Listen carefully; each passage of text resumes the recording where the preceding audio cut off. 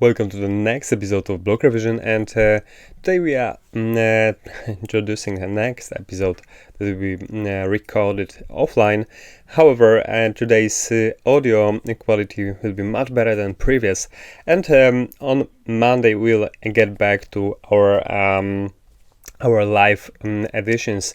So that's the one that has been recorded in an outstanding version, but I hope you will find it also interesting by the value I will bring to you and the content.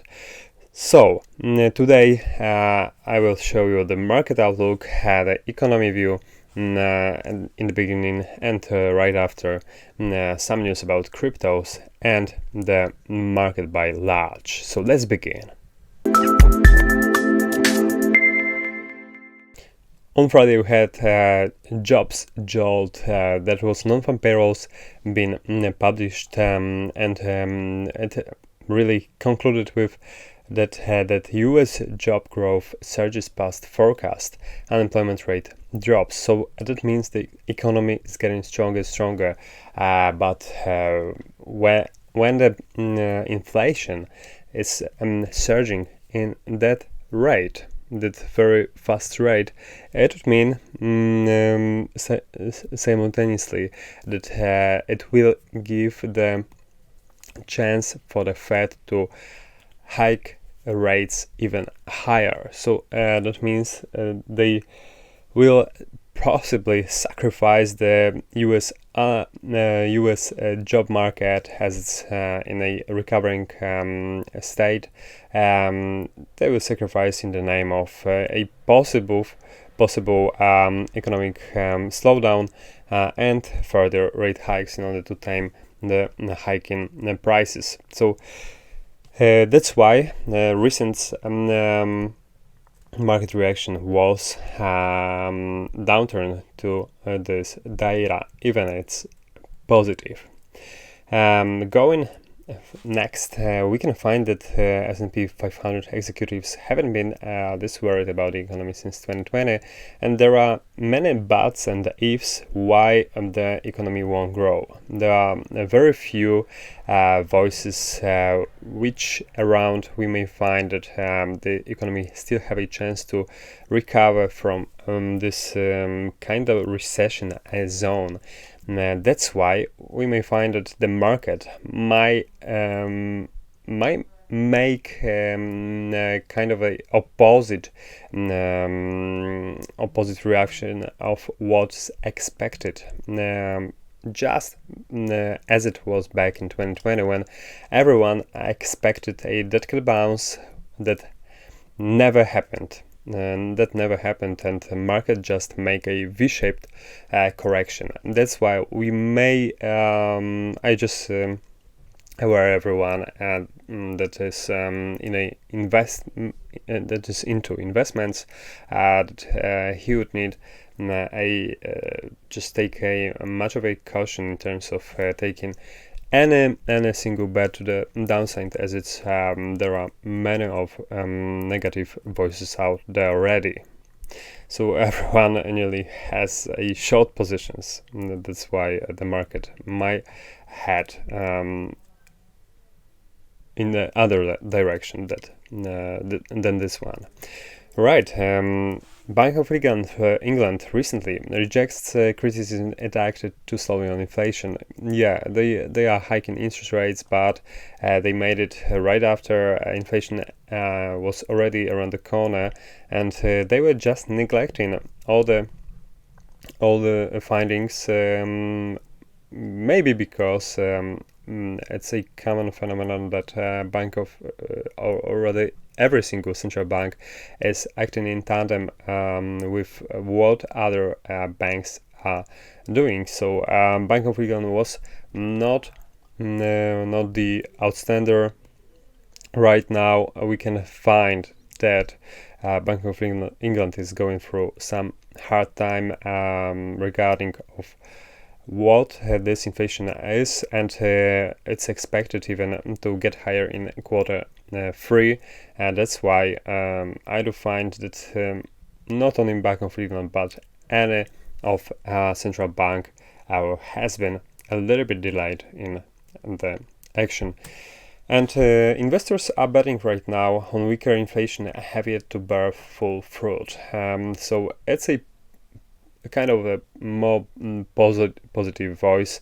Right now we are expecting this curve to get flattened, but it's still somewhere around the area that may indicate that we are still not really over it. US CPI is rising and not peaking as of now by any mean.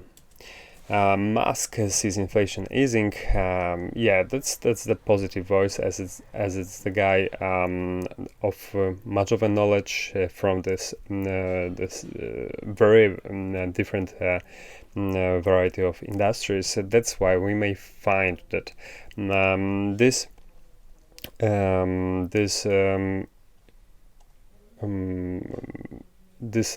I would say finding is kind of a useful in terms of making some projections to the future. So right now he expects this inflation to be tamed even higher as commodities, as we can find on the market, are already dropping in prices. Michael Burry expecting that there will be another slump on the market. However, he makes that projections one after another, and he deletes his Twitter afterwards when the market is hiking upwards. So I would find Michael Burry has lost lots of money recently, and he cannot really admit it that he might be wrong. So that's why he's trying to really make up his predictions in order to make at least one to happen, one to come to fruition. However, right now his projections are missed by large. Bank of England, yeah, that's the one. I would say recap raises rates by most since 1995. Yeah, that's the special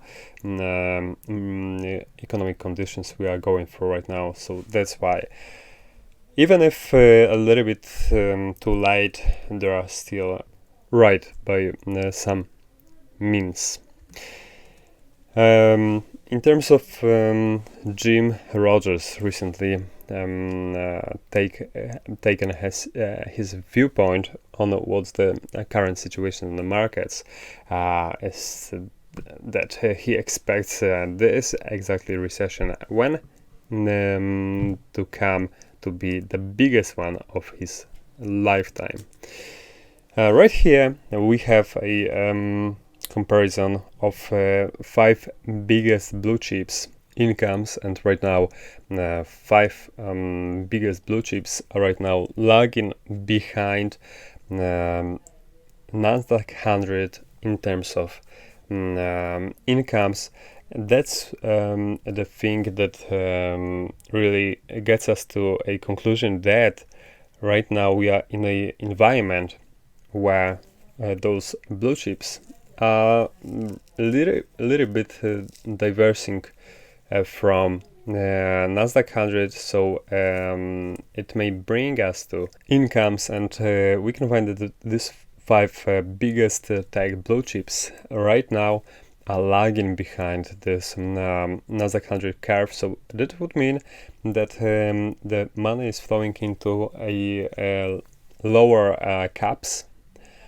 So that should bring us another stimulus for another wave on the markets higher. So right now, as these big blue chips should recover, we may find that at first the money will flow into more risky assets.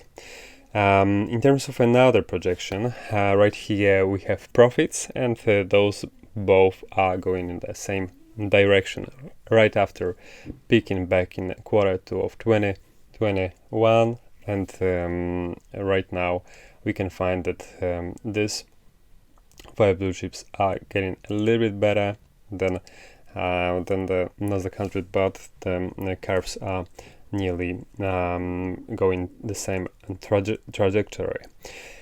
Right here we have buybacks by corporate clients picking after recent highs. Right now we can find that less and less companies are finding those valuations as attractive.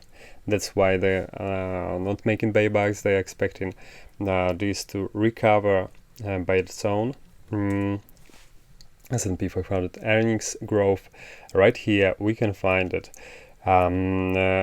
S&P 500 excluded energy is making hard times, and that's the one also the projection where we can find that energy was the one that has gained the most recently, whereas many of industries are slowing in earnings. However, those slowdowns are not very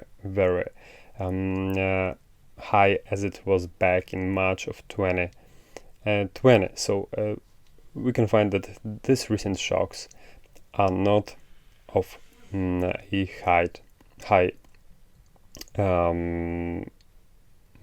significance. Right, as of next, we can find that full-blown recession is almost certainly coming. That's what New York Federal Reserve former president is expecting. So as it's the guy that is a former president, may have a maybe in the knowledge, and also has kind of a brace to speak loudly what he thinks without any of censorship. Right, we are going further. Crypto lender Voyager Digital gets approval to return 270 million to customers, and we can find that even with this funds will be retrieved, we can find that that's the kind of a situation where many investors are really getting back into a more traditional ways of investments, and right now are reverting from this crypto industry, as there are lots of problems from here and there. So that's why we need some more time in order to have this industry to recover and attract new money to flow. So the crypto outlook, we may find that recently the one of the event that is attracting bigger attention is this Ethereum's merge planned on second half of September. Right now, many of two-layer solutions that are designed for lowering average transaction fees on the on this chain, and also speed up the transactions are railing. That's why we may find that Ethereum right now may be the one black horse that should bring the market at least a partial recovery. Also, activity surging of 12-month flows on the Ethereum active addresses, so that means that exactly right now is the time for Ethereum to have its 5 minutes in this kind of a very hard correction time. BlackRock teams up with Coinbase in crypto market expansion, and that means that there is more and more investors yet to come in the future right after the sentiment will recover. That's a very interesting fusion right here. A CME to roll out euro-denominated Bitcoin and Ether futures on August 29th, so it also coincides with this Ethereum merge yet to come, so there will be possibly more interest in the next weeks for this network. In terms of market movers, we had on Friday, as I thought, that was a non-farm payrolls that was higher than expected.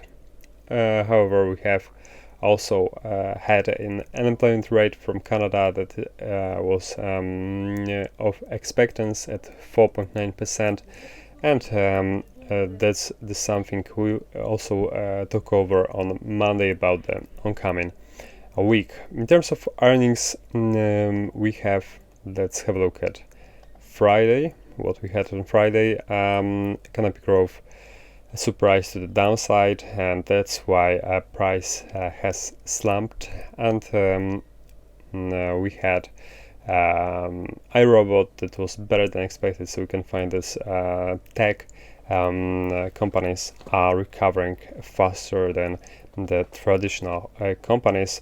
On Monday we will have already the for the most within the most important Novavax and also 3D Systems and Groupon we may find also interesting.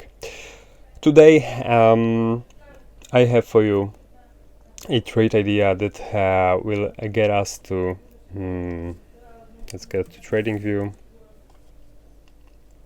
I will discuss over US 100 that right now is on a very important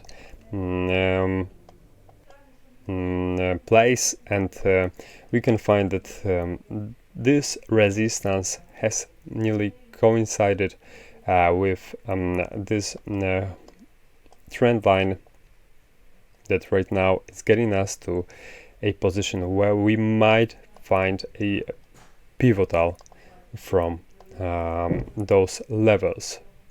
On 5th of August we had a kind of an impulsive move to the downside that should get us to a kind of a finding that there might be a beginning of another correction move to the downside. So when the price will get us back to those levels, I do find there will be a very nice position to start a short position with. So that's the quick recap of where we are right now on US 100. I do find there is more likely to have seen US 100 to drop in the next week rather than moving upwards, but we will find out what Monday's reaction to this impulse might be, and afterwards we make another projections when the path will get possibly more clear. So that's it in today's episode. Thank you very much for watching and see you on Monday.